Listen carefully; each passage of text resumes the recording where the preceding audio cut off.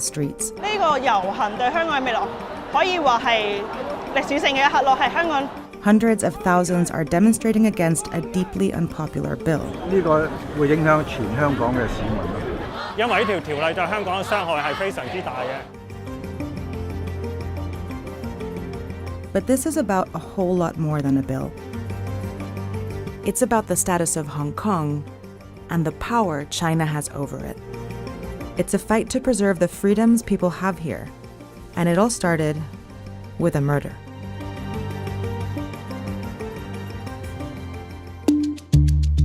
On February 8, 2018, a young couple, Chan Tong-kai and Poon Hyo-wing, went from their home in Hong Kong to Taiwan for vacation.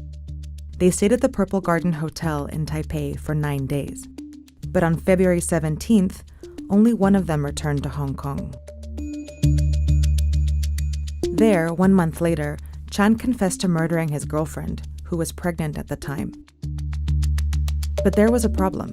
Hong Kong authorities couldn't charge him for murder because he did it in Taiwan. And they couldn't send him back to Taiwan to be charged because Hong Kong and Taiwan don't have an extradition agreement. So in 2019, Hong Kong's government proposed one. It would let them transfer suspects to Taiwan so they could be tried for their crimes. But the same bill would also allow extradition to mainland China, where there's no fair trial, there's no humane punishment, and there's completely no separation of powers. And that's what sparked these protests.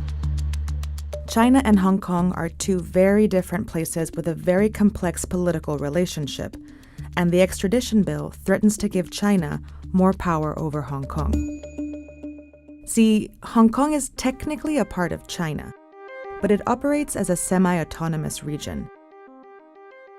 It all began in the late 1800s, when China lost a series of wars to Britain and ended up ceding Hong Kong for a period of 99 years. Hong Kong remained a British colony until 1997, when Britain gave it back to China under a special agreement.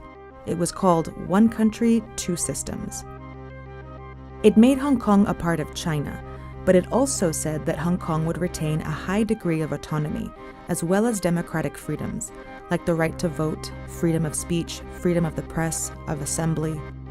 And that made Hong Kong very different from mainland China, which is authoritarian.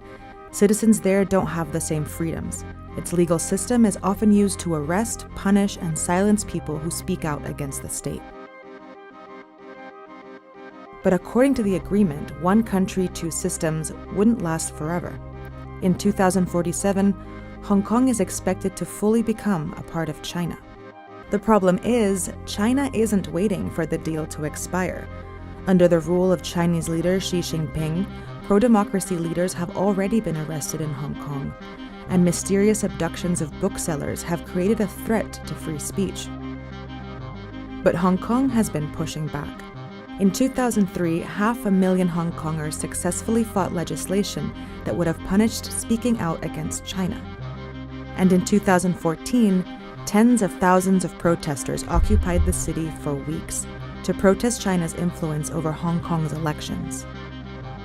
Now, Hong Kongers are fighting the extradition bill because the bill is widely seen as the next step in China's encroachment on Hong Kong's autonomy. 因為我哋對呢個中國嘅法律係冇信心。任何一個市民，如果係大陸政權，佢係唔中意你，佢可以用一個任何嘅理由。如果那說難聽點，如果他們條例通過，那就代表香港淪陷。The sheer size of these protests shows you just how much opposition there is to this bill. But if Hong Kong's legislature votes on the bill, it'll probably pass. And that's because of the unique nature of Hong Kong's democracy. For starters, Hong Kong's people don't vote for their leader. The chief executive is selected by a small committee and approved by China. And even though they're the head of the government, they don't make the laws. That happens here. Like many democracies, Hong Kong has a legislature with democratically elected representatives. It's called the Legislative Council, or LegCo, and it has 70 seats. Within this system, Hong Kong has many political parties, but they are mostly either pro-democracy or pro-China.